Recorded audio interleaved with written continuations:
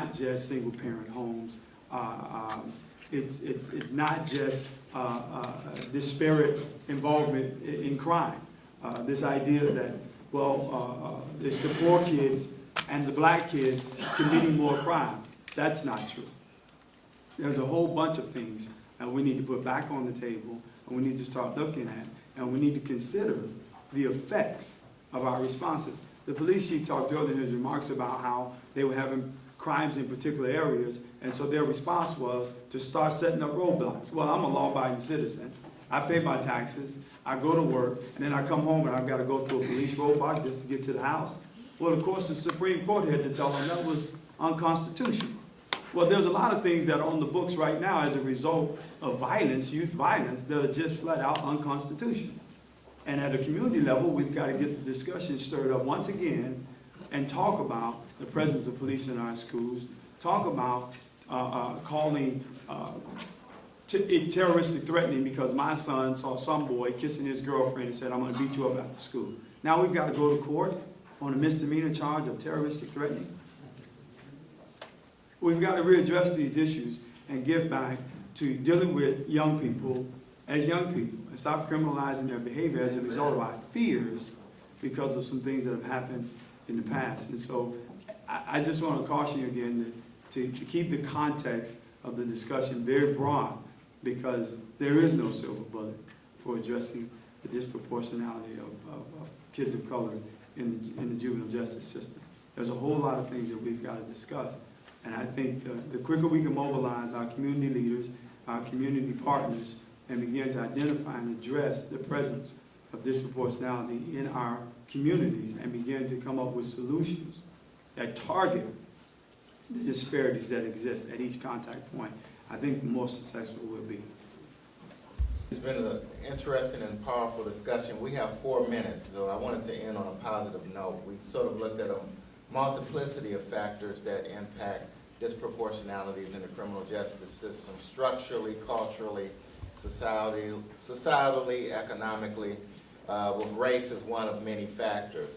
But there is one instance that Ms. Shakur identified that may give us a way to end this panel on a positive note and give us something to work on. And that is this whole notion of trust. And it sort of brings together all 3 components of the panel: law enforcement, prosecution, and the community. How can law enforcement initiatives be balanced with the trust of the community? We want to have safe communities, but we also don't want to have that disproportionality that all of the panelists have identified. So how do we establish trust? And each panelist, maybe 2 minutes on this whole notion of trust. It's basically just treating people with dignity and respect, no matter if they're a defendant, victim, no matter what their socioeconomic status is. And I think one of the criticisms of law enforcement and prosecutions that I find in our community is that people believe that cops talk down to them. People believe that cops pull over African-American males for no reason. And I don't dispute that that may happen sometimes, because in whatever profession that you may be in, you're going to have some good and bad apples. But I will tell you that in my dealing with law enforcement across this state, I have found most of them, a high percentage, they are there to serve and they are there to protect. And I think that the community, the African American community, has to know that we're not here to just eradicate this community. We're here to work for you. We're here to protect you. We're here to make your community a better place for you to live, work, and play.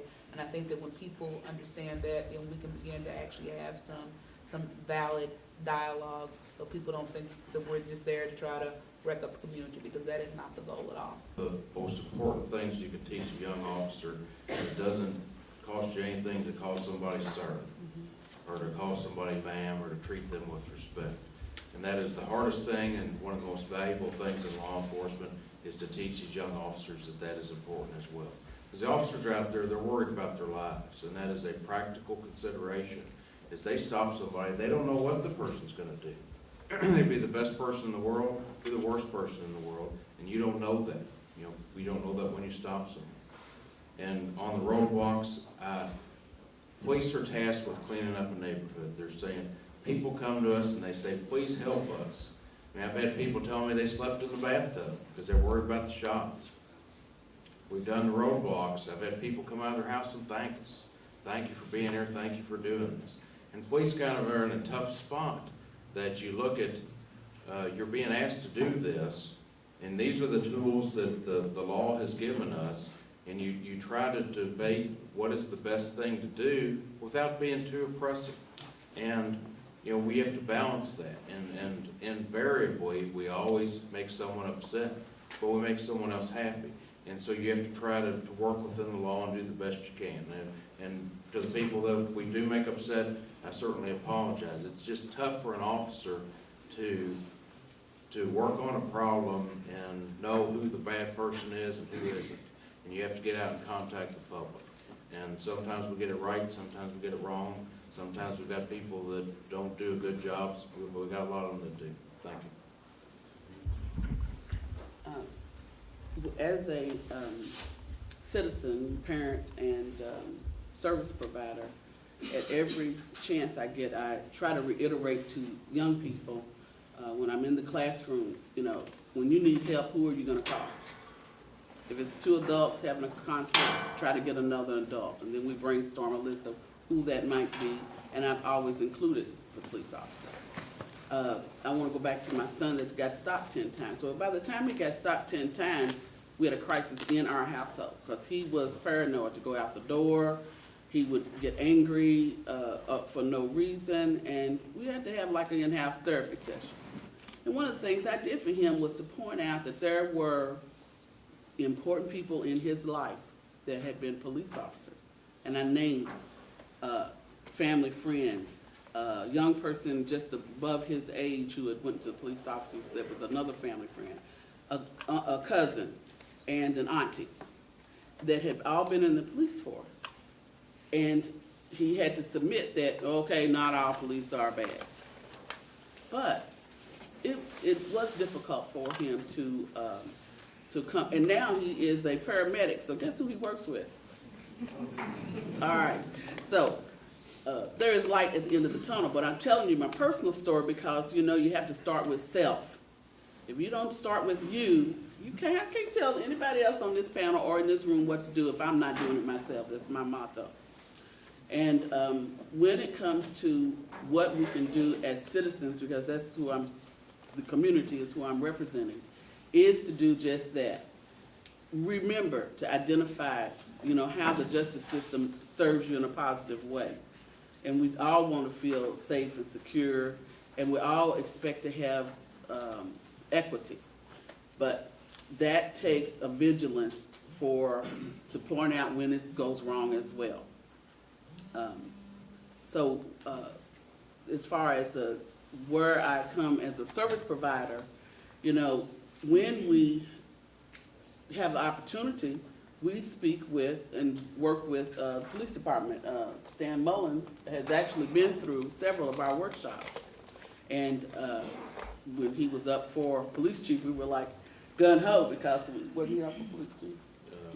Years ago. Yeah, and we were hoping, you know, that he got in because we were pretty sure he was going to institute our conflict resolution and prejudice reduction training as part of the police department. So, as a service provider, if you are in charge of any type of professional development and you don't have a very good skill building, conflict resolution, and I'll call it prejudice reduction component to your professional development, you're doing yourself and everybody else a disservice.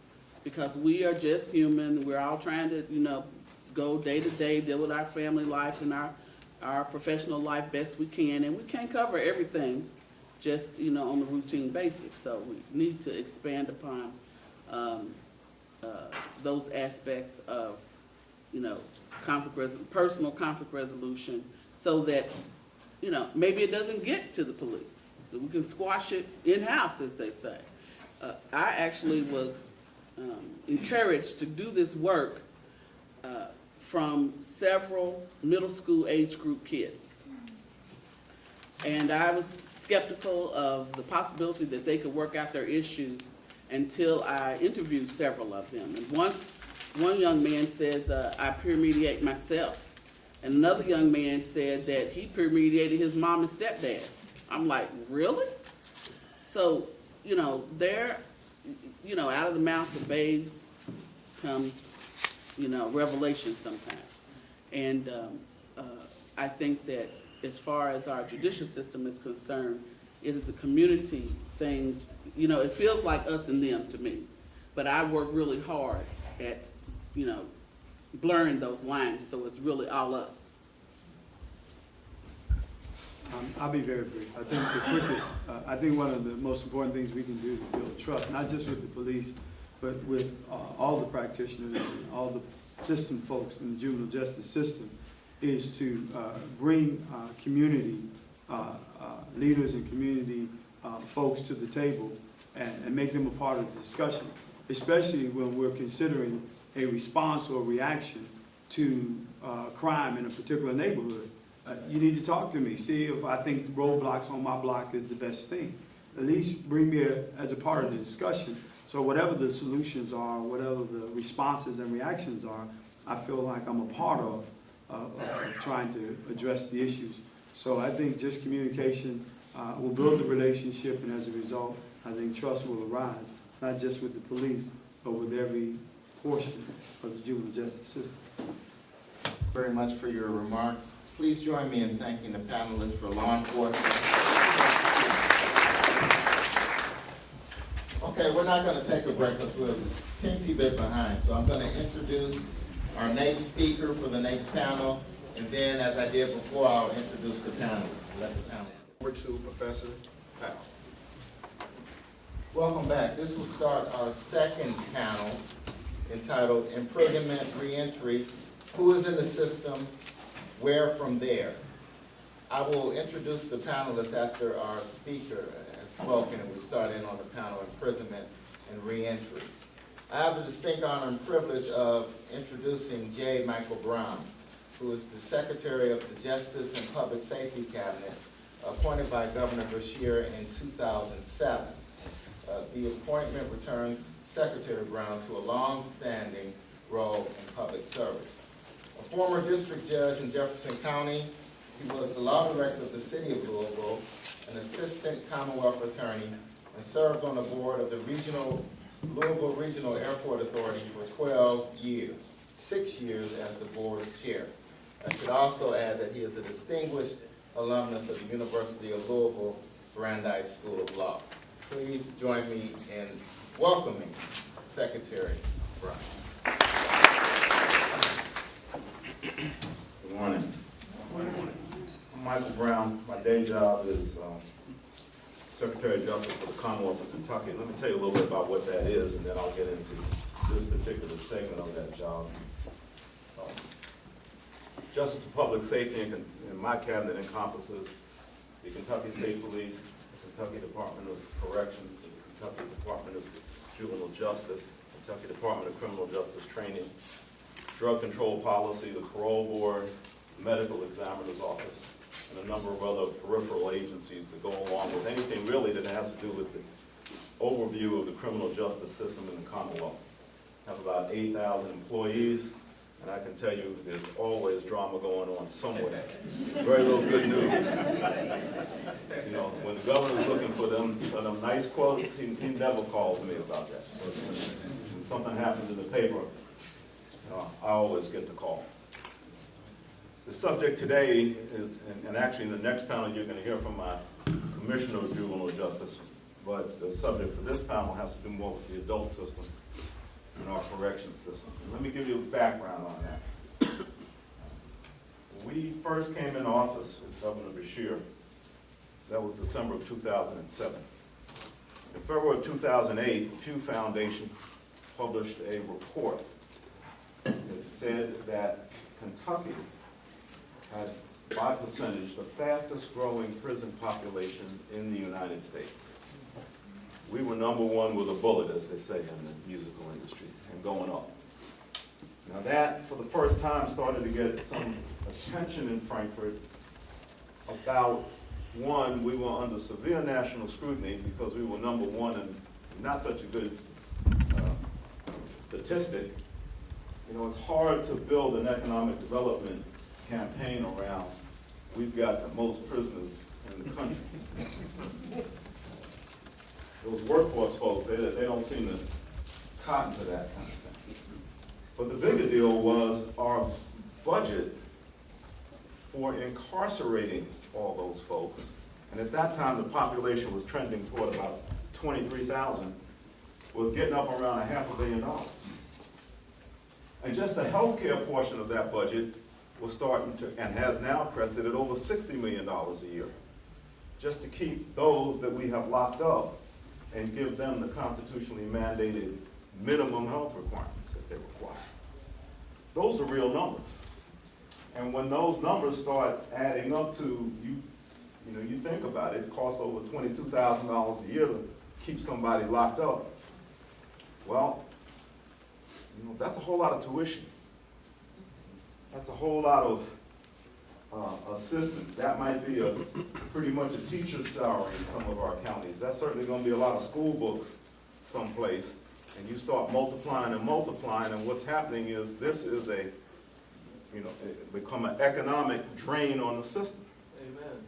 So Frankfurt had to start taking a different look at it.